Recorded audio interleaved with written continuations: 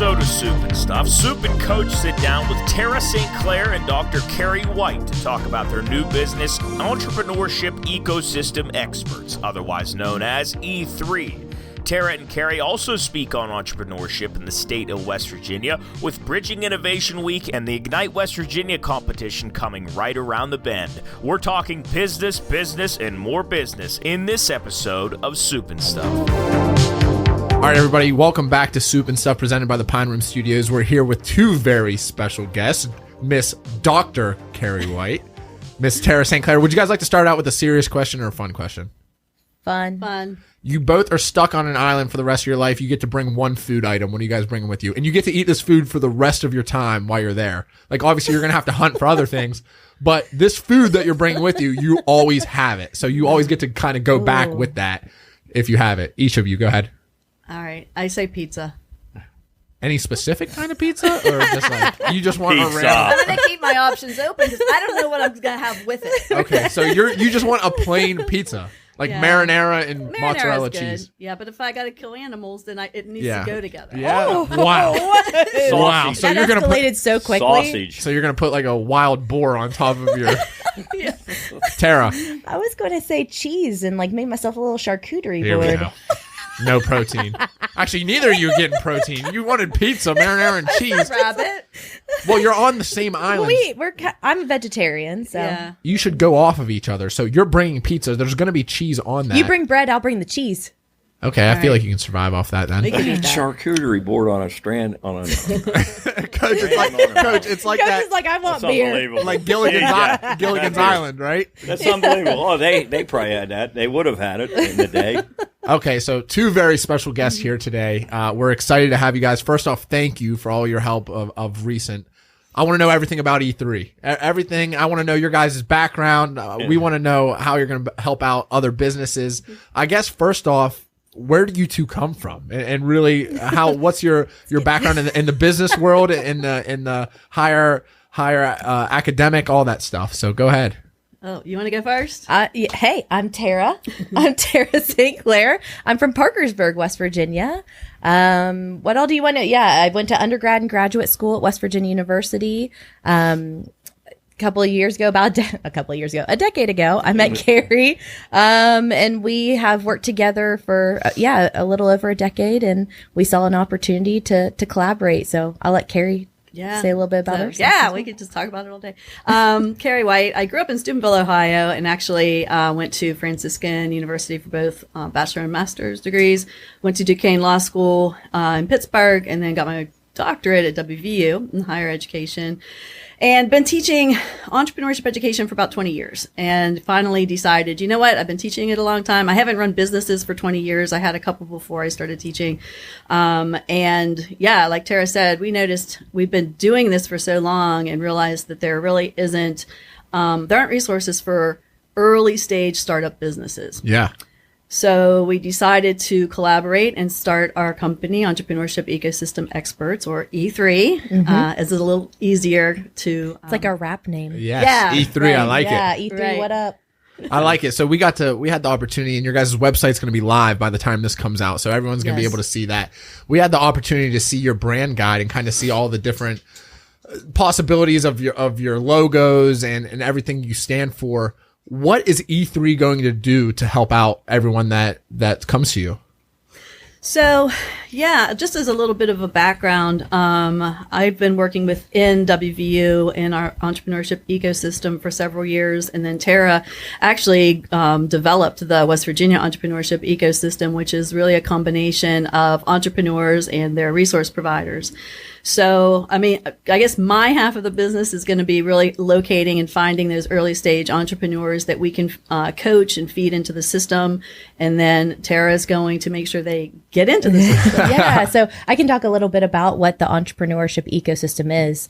So about 5 years ago, we just realized I've been working with entrepreneurs my entire career, and I help people start and grow businesses in the state of West Virginia. We have a ton of resources, right? Like we have state resources, there's federal resources, we have bankers, we have accountants, we have higher education professionals.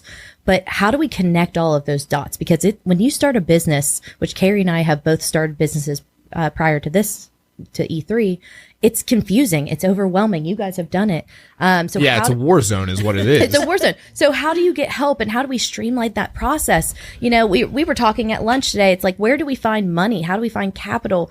We're just really here trying to connect dots for folks. So that's what the heart and soul of the entrepreneurship ecosystem is how do we keep the entrepreneur first and foremost at the center of what we do and bring those resource providers and those people that help the entrepreneurs start and grow? How do we best do that for folks in the state of West Virginia? What would you two say is the biggest gap right now that young entrepreneurs need to find? You know what I mean? There's these people, 22, 23, 24, they have unbelievable ideas. And I think that's something that's really cool with our state right now.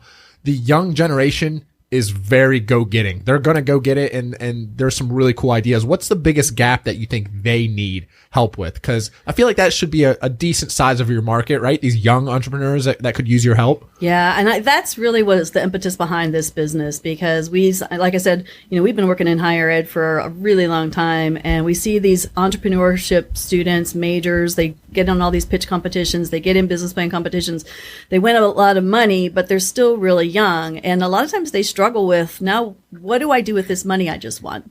Because I don't know anybody. I don't know where to find manufacturing. I don't know where to find legal or accounting. Prototyping. Yeah, all of the stuff that they need. And there really isn't anybody equipped right now to handle that, because SBDCs are great and we have a lot of other great resources, but they don't really work with those early stagers. So you need a business plan and you need a lot of, documentation before and obviously they're not going to get a bank loan, right? Because they're not quite ready for that. So we're just really trying to help them get those resources that they need. And we spoke today for 2.5, 3 hours about a bunch of different things. What do you think is the biggest thing that the younger generation should know about all this stuff and E3? How can you help them to really move forward and say, you know what, I'm going to come to E3. I have this great idea. I've been working through my business plan maybe for 6 months. I need their help. What's something that they can really benefit from with that? I mean, in general, I think it's that the resources are here to help you because every business is different, right? Everyone that comes to us has a different need. And the fact is, there are people that are here in the state of West Virginia that are willing and able to help you. So maybe you don't need money. Capital isn't usually the number one need. It's someone's looking for a mentor. They have an idea of a widget. They don't know how to make that widget come to life. They need to do some small batch manufacturing to test their product, and they don't know how to do that. So where do you find, those are the big questions that we have. Someone has developed a t-shirt or a new skirt or whatever it is, and they just need to get it to market, to get feedback, to figure out where it is that they need to grow that business. So is it a step-by-step process? Like you do most entrepreneurs that come to you for services, are they at the ground level and then it's a step-by-step learning process for them and you build the foundation, then put all the pieces together? Is that how it works? Everybody's different. Yes. Okay. I can't say there's definitely not a linear process. It's not a matter of you do this, then you do this. Some businesses come to us, they've been in operations for quite some time and still need to do a business plan, where others will come, maybe they've got a really great, like Tara said, maybe they've got a really great prototype and they don't know what to do next. So we have an ecosystem of resources. So it's not just a step-by-step necessarily. It's more like, where are you? We like to get them, meet them where they are and then figure out what their process is going to look like. And then do you feel like, when, I don't know how to word this, is it when it's time to let them go? They've let them fly. Let them fly. Yeah. I guess as you would say, do you feel like you get them to that point and then say, okay, that's about as far as we can take you now. Go get it. Well, I feel like, think about it like the highway. There's on ramps and there's off ramps, and they might need, Carrie and I are not subject matter experts in everything, but the thing is we have the connections to get you where you need to go. Maybe you go and you work with that subject. Maybe you go and do that small batch manufacturing. You go and test it in the market and it doesn't work. You come back to us and we work through and we pivot. That's what we see successful entrepreneurs are able to do. They are agile. They are able to pivot. They are able to adjust and listen to their customer and their customer's needs. So yes, there's on ramps and there's off ramps. Anyone that's ever gone through my competition, they're always welcome back with a hug. And, get on in here. Yes. I missed you. Yeah. And so my next question, what gives you the most satisfaction with what you guys are doing? Obviously, you're a business. You're in it for finance. Obviously, you want to make money. But what gives you the most satisfaction with what you guys do? For me personally, and Tara may be different, I love it when I walk into a store and I see one of my students' products on the shelf.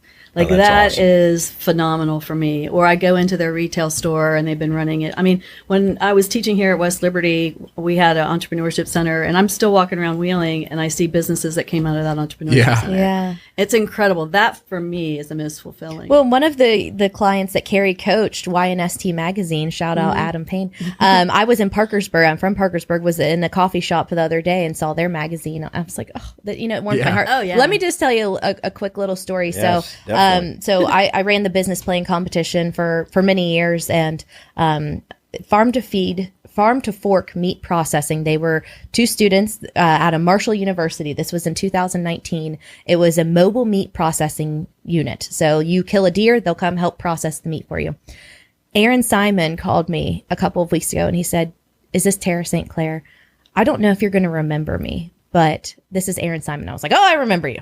And he says, "We just purchased a multi-million-dollar facility that we are going to be opening up. And it would mean a lot to me if you would come to our groundbreaking." Oh, man. And That's I, awesome. Of course I'm like crying. I'm like, of course I'll be there. It's actually going to God. be, and he's, at the time he was dating his girlfriend, Ashley, and they're now married. And, it's just like, it just started because they were in the competition. It was a mobile unit, and that's what it is, the minimum viable product. They figured out that worked, and now we've helped it. They've raised all this money, and they're going to have a multi-million-dollar facility, and that is economic impact for the state of West Virginia. Wow. Yep. I was gonna, and you were talking about successful business owners and how they start. Do you guys think there's a market for you two to be able to help businesses that have been running for multiple years and need to kind of take that next step? How's that going to look? Because I feel like you two are going to be so successful helping these people that are, hey, I'm going to start a business for the first time. But what about the people that are 2 or 3 years in and they've kind of hit a bottleneck somewhere and they say, hey, I need to find something to take me to the next level? Yeah, I mean, there's a lot of resources within the state already. And if they're already working with like an SBDC coach or someone else within the state, I try not to, I don't think either one of us want to step on toes or interfere with those relationships. But if they really are struggling with like early stage, I've got an idea for a new thing I want to add to my business. Absolutely, we can help them through that process. Well, and like you guys, the side hustle that has now turned into, how many guys do you have on your team? You got 9 and you're ready to scale up and get a little more serious. That's our sweet spot. We're loving hanging out with you guys. Yes. And, maybe you can talk about your experience of what we've been working on so far. Yeah, that's what I was going to tell you guys. Like, we what have we been in this now? Like 18 months? 18 months. Almost 2 years. And we've been sort of flying, not sort of, we've been flying by the seat of our pants. And it's everywhere. Everything is, there's nothing that is streamlined, that is organizational, that is, we can go to it and say, this is what we have, this. And I think that's what desperately is missing. And hopefully, I feel very good coming out of today about this is what we need. Here's the coolest thing for me that I didn't realize. We go get our masters, right? We're done with our MBA. We go work these really great jobs and we're like, we can start a business, right? it's not anything too sophisticated. We got this. You guys sit down with us for 3 hours today and there's so much stuff that can help us do better just in one meeting. And I think it was unbelievable. Well, and I want to say this and then you guys can piggyback on this.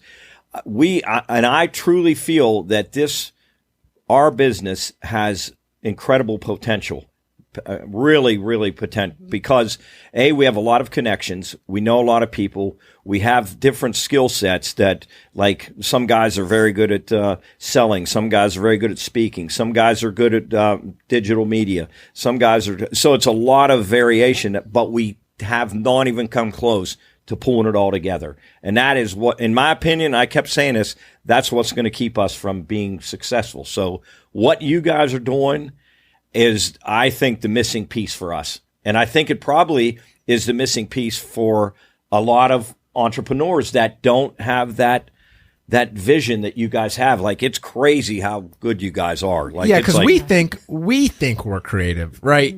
But then we come to you guys and we start to speak and elaborate on things, and just sitting down at lunch after we met for 3 hours this morning, there's 5 more ideas I got thrown around. You guys are like, hey, you need to be creative. And I'm thinking, wait a second, we're extremely creative. How have we not thought of these things? That was my next question for you guys.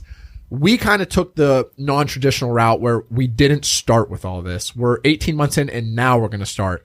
What do you see as most advantageous for these startup businesses? Should they do all this from the start or should they do it in the middle? How's that kind of work? I think it has to work together. It has to be concurrent, right? Because you can sit and plan your whole life and never do, right? Or you can just jump in and do the planning later, and there's nothing wrong with that. I think is at some point there needs to be a plan in place. But entrepreneurship skills are much different from business management skills, right? They're 2 different skill sets. So if you've got a bunch of creatives on your team, like you guys all do, then that's where we come in and help with that whole management side of things. Well, and I feel like most entrepreneurs, there's like a mindset, right? Like they are just, you're running from one thing to the next. You're high energy. You're going, you're getting busy doing. At some point, there is a moment where you have to stop, take a breath and say, did we pay our taxes? Right. Yeah. You know, like Right. I asked you today, I'm like, who's your accountant? And you're like, we should talk to someone. Yeah, right. An You know, attorney. it's like, An attorney. you know, like you guys are doing such an incredible job and we are cheering you on and we are in support of everything you're doing, but we're just helping you get organized, truly. Yeah, absolutely. Yeah. And I can't believe how that organization, when you guys were talking about the proposal and the brand guide and all that stuff, I thought to myself, if we had this a year ago, do you know how much more successful we could have been if I had this and we could have presented this to these people? Because we're going out and we're just kind of rolling. We don't have a plan. And this plan is unbelievable how things work. I thought it was so cool how all of this has started. And you guys are going to be able to help out so many people. Well, and we don't want to suppress people's creativity, right? We want entrepreneurs. We're not fun suckers. No, we're not. I for can tell sure. that. Definitely not. You're fun givers. You're fun givers. Yes. But we're here to support that creativity. So, I mean, that's the whole reason we survive as a business, is because we don't want entrepreneurs to sit and have to write plans and do all that stuff. Because think about it, 18 months ago, if you were writing proposals and plans then, you wouldn't have... No, we couldn't have got to do half the stuff we got to do. Exactly. So that's why, our business is important in that we can support you and you guys can continue creating new stuff. Yeah, and I think it's cool too that you guys are so, like, for lack of better terms, down to earth. Like, you're so easy to talk to. You're fun. Obviously, you can tell we haven't known each other that long, but first impressions, I can tell you guys are fun. I like to party with you guys a little bit too. We want to get to the real Pine Room studio. Yeah, there's a picture of it right there. But I really, and I think that is a real plus for you guys, that you're easy to talk to. You're like not just, suits that are just going to come in and tell you how to do it. Business on top, party on the bottom. Yes, exactly. But it's really a good thing. You guys would be commended for that, and that's gonna be a big difference in your success too. I think is your personalities. What's the toughest part going to be of E3 over the next 6 months for you guys and kind of moving forward? Well, we officially launch in January. Yes. I think it's like saying no. We already have so many contracts. We already have contracts and we're not even official yet. We did register with the Secretary of State's office. We are legal. We're legal. Our website launches today. Yeah. So I think the challenge is going to be, for me personally, I'm leaving, full-time higher ed. I'm still going to be teaching adjunct, but running this business full-time will be a big change. And also, the ability to monitor our time. I think that's going to be the biggest thing, because on all of the grants that we're on right now for all these projects, we have to put in a certain amount of our time that we're going to dedicate. Well, there's only so many, hours. So we have to be careful with our time. That's so true. I have a hard time saying no, if you can imagine that. Like, you want a drink? That didn't take long. I went like this. Okay. You want to drink at lunch? Right. Yeah, I like to say yes. I want to help everyone. And I think for Carrie and I, we'll have to look at scaling and growth because we are so quickly, and we love to work with everybody, but at some point we have to be strict with our time and saying no sometimes, and that's okay. But that just means maybe we'll grow faster. Is there ever a time, and I know you're in the early stages, but through your career that entrepreneurs have come to you and you guys leave the room and say, "Ugh, I'm not sure we want Hey, to get." that was their thoughts every time they leave this room. I'm not sure. They look at us and say, "These guys ain't got a clue what's going on." Well, I always because being in higher ed all these years, I never tell a student it's a bad idea, or Right, anybody right. that I'm working with. I don't because I don't know. They might turn into the greatest idea Right. ever. But a lot of times I will say maybe you need to go research that a little bit more because I know it already exists. Right. Yes. Or Okay. it's definitely not going to work. Well, But I never tell anybody it's a bad idea. Okay. Well, and let's be clear, Carrie and I have worked on lots of projects together. We've worked on high school projects, college project, we've run Community different projects. so I've run a pitch competition for years and she always coaches them. So, a lot of times, especially at the beginning, people are throwing spaghetti on the wall and seeing what sticks. Yeah. And that's fine and that's fun and that's okay. Like Carrie, I never say something's a bad idea because no matter what it is, you can pivot that idea. Right. Yes. It might start as one thing and look like something completely different by the end. What's the most unique entrepreneurship? Is there one that stands out? Like, oh my goodness, like he wants Carrie, we got to talk about Kyle and James. They're wheeling guys. I was going there too. Yeah. Do you want to start? I'll start because they started with Yes, me and then they came to you. So probably our most successful, I would imagine, entrepreneurship team was they started off as Iconic EDU, and Kyle Gillis and James Carnes, they were two undergraduate engineering students at WVU, came into where I work at the Launch Lab and had this idea for drone use in the K-12 schools so kids could learn how to build drones and collect data on drones. They came in, I don't know, a couple of months before the business plan competition and said, we want to do this thing. And so we worked with them in the Launch Lab and then sent them over to Tara for her competition. Yeah, and they're wheeling guys. They're from the area. But yeah, so they entered into the competition with this idea, Iconic EDU. Now they went through the competition, they won $10,000. And out of the competition, they got some really great advice from some of the judges, and they had some subject matter expert coaches as well. And they said, guys, there's a private industry market for this. And now they are Iconic Air. They've raised over $10 million. They have 20 employees. They've been in Forbes 30 under 30. So the idea that they came to Carrie with is a completely different idea than what it is today. But Oh, wow. it's because that's awesome. they have used every single resource and they have listened and taken feedback and they've been incredibly successful because they have listened and pivoted and truly Used every resource available. And every free resource available to them. And I think that's the coolest thing since we've gotten to start meeting with you. And this is my advice for anyone who has an opportunity to work with both of you. The amount of resources and opportunities and ideas you have both given us in less than 5 hours of meeting time has been unbelievable. I can't imagine what the next maybe 5 hours will look like. And then after that, because like we keep saying, we haven't been able to do any of that yet.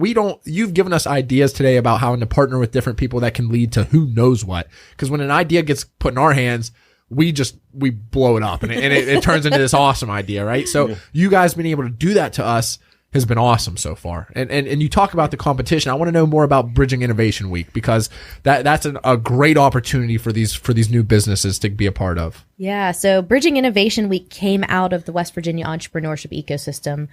So basically, we're having these monthly meetings. The resource providers are getting together and talking to the entrepreneurs, and everyone was saying, we need to get together. Let's get together and see what we can do. So Bill Woodrum and I put it together. It still seems crazy that we did this, but we ended up having 10 events over 4 days, thousands of people in and out. The first one was in Charleston. The second one was in Wheeling, West Virginia. It was this year. And then next year we'll be in Huntington, West Virginia. But the competition that you're specifically referring to happens during Bridging Innovation Week, and that's Ignite West Virginia. Yeah, how cool is that? I think one of the coolest things is we've had the opportunity to travel across the country because of college baseball and now what we're doing with the Pine Room Studios and going to do different events. I think it's so cool that when we go outside of this state and we meet with other people our age and other entrepreneurs, we have everything they do. We just need more people to see it, right? So just because we're from a smaller state, everyone here works just as hard. There's so many smart people from this state and there's so many cool resources. It's awesome to see the state continue to grow. Yeah. And I think, Go ahead. I was just going to comment on that. I I think being a small state can be an advantage as well. When Tara and Bill set up the West Virginia Entrepreneurship Ecosystem, I mean, they've connected everybody in the state that's involved with entrepreneurship. And so being a small state, I think it makes it easier to organize. We've talked to other people who want to set up ecosystems, but they can only do it within their city because they can't do outreach across the state because there's just too many people. My next question was, do you only work with entrepreneurs from West Virginia? So you have to register in with the Secretary of State's office. So if you are in Ohio or Kentucky and you're willing to start your business in the state of West Virginia, and we've had entrepreneurs come, so we work with a lot of higher education students. So we had a guy, the light sleeper. Mm-hmm. So he lived in Alabama, but he was attending school at West Virginia, or no, he was at University of Charleston. Yeah. And he did a foreign LLC. So as long as you're registering with the Secretary of State's office, that's what matters to us. Oh, okay. Now, how do people get in touch with you if they're a startup business and they're looking for services like you guys? For Ignite, that's what they have to be registered as. They don't have to work with E3. Yeah, so if you would like to enter the Ignite West Virginia pitch competition, that's ignitewv.com. I'm happy, maybe we can put a link up with that. Yes, absolutely. But that competition, I can talk specifically. Ignite West Virginia is a competition that we infuse capital for small businesses. So we have hundreds of entries in round one. We narrow it down to the top 5 in each category, and the categories are Main Street and tech and innovation. So if you're sitting there thinking, I've got a side hustle or I've got a business or I'm looking to scale my business, you can absolutely enter into the competition. It's a 90-second pitch video. You're saying, here's my problem, here's my solution, and here's what I need. So Ignite WV, if you're looking to learn more about that pitch competition, but we have $200,000 in non-diluted funds, which means we don't take any equity in your business. That is just, we write you a check and you go and do what you said you needed to do. And then in addition to that, we invite venture capitalists and angel investors to that pitch competition. So if maybe you need hundreds of thousands, maybe millions of dollars to scale or grow that business, you can do those deals. So we're trying to give you not only some small capital to get growth going, but if you will have the opportunity, if you're looking for angel or venture capital. What's the process look like right now for E3? So say we have people from Wheeling or someone from Morgantown, and you said they don't have to be from the state to work with you guys. So no, we can work out. Yeah. So what does the process look like getting a hold of you two and kind of signing up? And what all do they get when they say, hey, we want to work with E3? So right now we work on a consulting basis, and we partner with nonprofits. And so anytime, a nonprofit is interested in working around innovation and startup entrepreneurship, then we partner in with them on their grant, and then we can provide our services to others. So we don't do like individual, pay by the hour kind of thing. Right. So if you are an individual and you're looking, that might be a small business development center, small SBDC. There's SBDC coaches all around the state. We're more so looking to partner with nonprofits right now. Awesome. Yeah. It's unbelievable what you two are going to do moving forward just from what we've seen in a short amount of time. So I think people are really going to benefit from what you two are about to do. And I know it's going to be extremely successful. Do you work out of your home? Where do you have an office? So I'm here right outside of Wheeling. Tara's in Morgantown. I'm in Morgantown. Yep. So we work out of our homes. But primarily Morgantown and Wheeling. Yep. Yeah. So is the Bridging Innovation, the competition a little bit, is it almost like a Shark Tank? Is that kind of what they're moving forward to?